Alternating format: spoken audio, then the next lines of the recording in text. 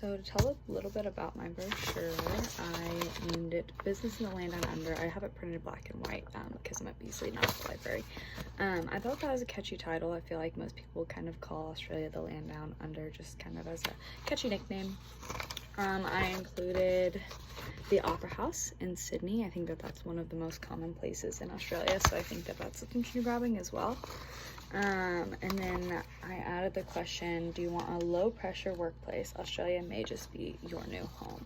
And I think that anybody likes the idea of somewhere that's so popular for vacationing could be their new home and could be something so laid back. And I said low pressure because Australians are known for being laid back. And then right here I have Australia is known for beauty, outdoor activities, and unique wildlife. If you're wanting to wow the natives by your amount of cultural knowledge, you have come to the right place. So on the flip side, I have first how to make a good impression. I think that this is really important in the business world. I think that most people really want to know this. I know that when I'm making an interview or even in business classes, I want to make good impressions. So first I have punctuality. Being on time is really crucial for Australians as well as Americans, so that's something that kind of carries over pretty well. Small talk is normal and welcomed. This is also pretty similar, but the things that you talk about could be a little bit different.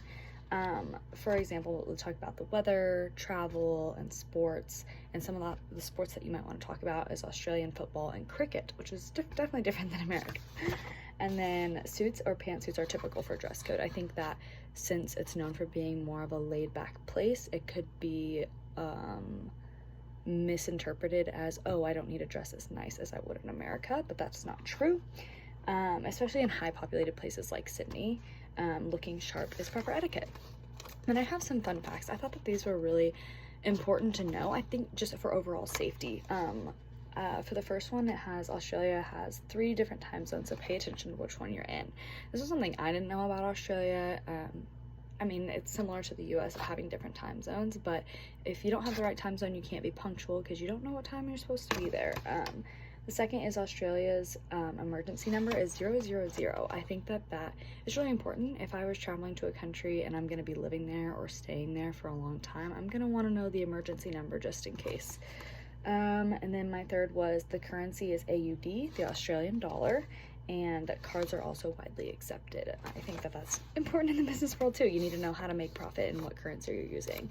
And then I have the communication need to knows, because in business you have to communicate a lot. Australia is a universalist culture. I thought that was really interesting. And this means that rules and laws apply the same to everyone. And then on the business side, this could connect and mean that contracts are important, or contracts and important documents come with an expectation of being applied without bias. So it's the same for everybody. It's not like, oh, you get this, but you get this treatment. It's universal.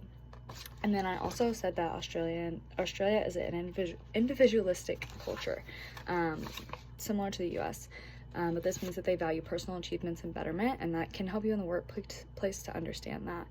Within business deals, direct communication and high accountability will also be expected, which I think kind of goes with individualistic culture. And then last, we have Australia is a low power distance culture, which kind of goes along with the laid back vibe of it. This means that the hierarchy of authority is less than other cultures. In a business setting, this would mean employers are typically approachable, down to earth, and rather than acting higher than the employee. I think that in America, a lot of the time, bosses are unapproachable or intimidating or entitled, and I think in Australia it seems to be a little bit different. So I think understanding that dynamic can help communicate for a business person visiting.